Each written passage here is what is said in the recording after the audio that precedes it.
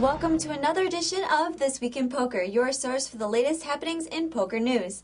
I'm Christy Arnett here in the Card Player Studios with Sean Green. Let's get into this week's lead story.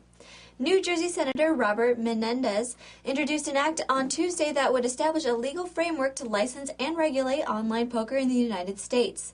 Known as the Internet Skill Game License and Control Act of 2008, or S3616, the act would amend current U.S. code to provide licensing of Internet skill game facilities if passed.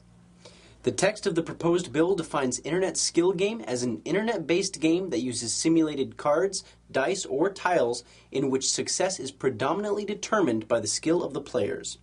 Games named as examples include poker, bridge, and mahjong.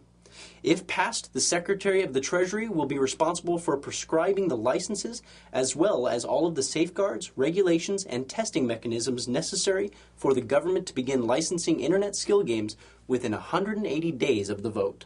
The act also calls for the Secretary of the Treasury to monitor the licensed sites to make sure that the games are fair and that the companies are following the rules of the licensing agreement.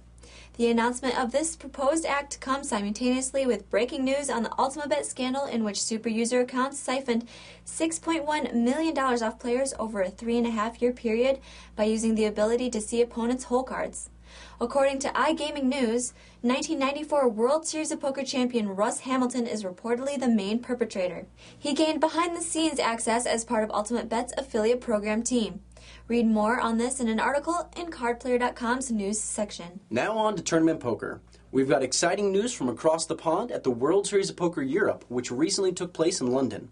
A winner was crowned last night after the longest final table in all 39 years of World Series of Poker history. After more than 19 hours, Team Full Tilt member John Juanda was crowned the newest World Series of Poker Europe champion. Juanda took home an equivalent of nearly $1.6 million for his victory, boosting his lifetime winnings to more than $7.5 million.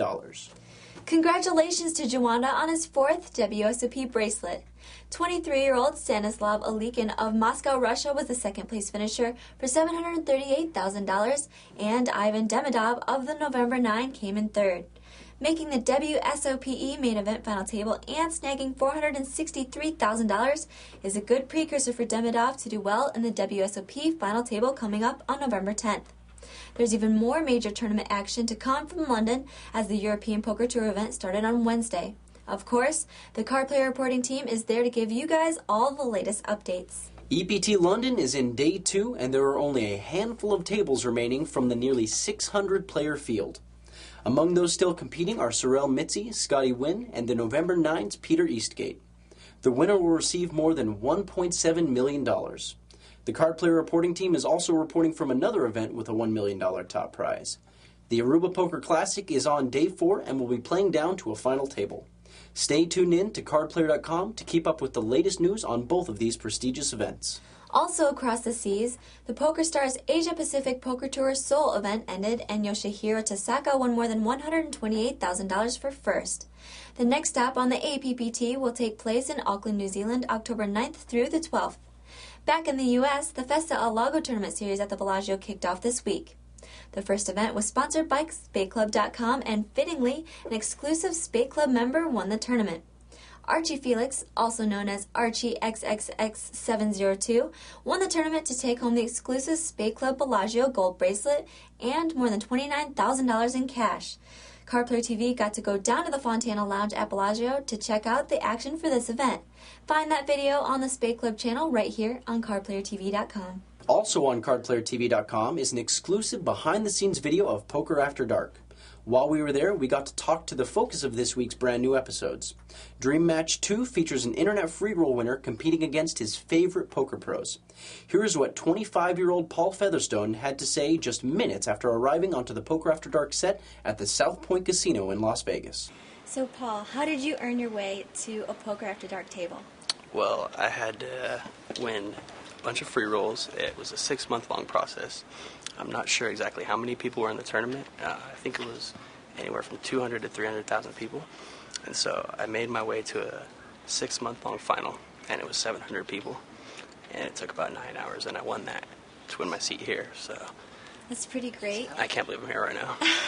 Are you nervous? Very nervous. I think you could probably tell right now just by hearing me talk. But yeah, I'm really excited. This is a dream come true. If you missed any of this week's episodes, you can tune in for a Director's Cut episode that recaps the week's action on Sunday at 1 a.m. on NBC. The last story on the agenda today is the initiative proposed this week in Colorado to increase maximum betting limits in the state's card rooms and casinos from $5 to $100. A referendum will appear on the Colorado ballots. Currently, poker players playing in Colorado poker rooms have to abide by the extremely restrictive maximum betting limits that have applied to all casino games there for the last 17 years. The initiative, Amendment 50, is sponsored by an industry-led group called Coloradans for Community Colleges, which, according to the Denver Post, has raised nearly $7 million to support the referendum. According to the state, if passed, the increase in betting limits would raise an extra $29 million a year for its community colleges the first year alone. Thanks for tuning in to This Week in Poker. Have a great weekend, and don't forget about this weekend's big tournaments, including the $300,000 guaranteed Bodog Poker Open main event that runs on Sunday at 4 p.m. Eastern Time. The Spade Club Monthly 40K is also on Sunday, so become an exclusive member right now on spadeclub.com to qualify. I'm Sean Green. And I'm Chris Arnett for Card Player TV.